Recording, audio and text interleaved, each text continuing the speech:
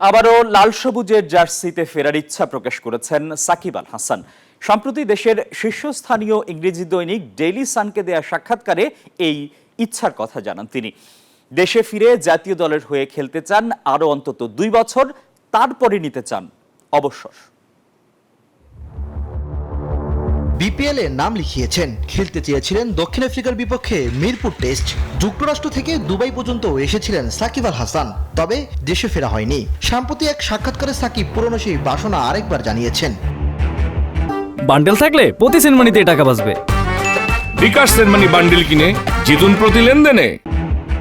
Tiger ক্রিকেটের poster বয় সাকিব চান দেশে ফিরতে, জাতীয় দলের হয়ে অন্তত বছর 2 খেলতে, তারপরেই নিতে চান অবসর। টি-20কে বিদায় বলা সাকিব আনুষ্ঠানিকভাবে এখনো 2 ফরম্যাটে খেলছেন।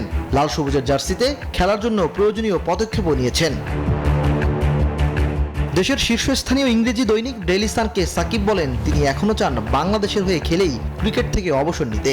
যদি কখনো সুযোগ হয় তাহলে 1-2টি সিরিজ কিংবা আরও 1 বছর খেলার পরিকল্পনার কথাও জানান সাকিব। সেজন্য সবটুকু বিসর্জন দিতেও রাজি সাকিব আল হাসান। এই ইচ্ছে পূরণের জন্যই কাজ করছেন, সবটুকু চেষ্টা চালিয়ে যাচ্ছেন।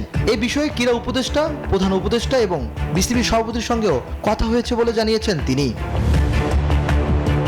গত 7 মাস দেশের ক্রিকেটের সঙ্গে যোগাযোগ নেই সাকিবের। জুলাই আন্দোলনের পর থেকে দেশেও ফেরা হয়নি। ক্রিকেটার সাকিবের রাজনীতিতে নামা নিয়ে অনেক সমালোচনা হয়েছে, তবে বিশ্বসেরা এই অলরাউন্ডার মনে করেন রাজনীতিতে যোগ দেওয়াটা ভুল সিদ্ধান্ত ছিল না তার। সাকিব জানান নিজ এলাকা মাগুরার মানুষের সেবা করতেই রাজনীতিতে এসেছিলেন তিনি। 6 মাসের পরিচয়ের জন্য সব হারিয়ে বসা সাকিব প্রশ্ন রেখে বলেছেন, জনগণ গত 18 বছরের ক্রিকেট দিয়ে তাকে বিচার করবে নাকি 6 মাসের রাজনৈতিক ক্যারিয়ার দিয়ে বিচার করবে, সেটা জনগণের উপরেই ছেড়ে দিয়েছেন। তবে এই বিশ্বসেরা অলরাউন্ডারের বিশ্বাস বাংলাদেশের হয়ে খেলাটা ডিজার্ভ করেন তিনি। ইমরান হোসেন, নিউজ 24।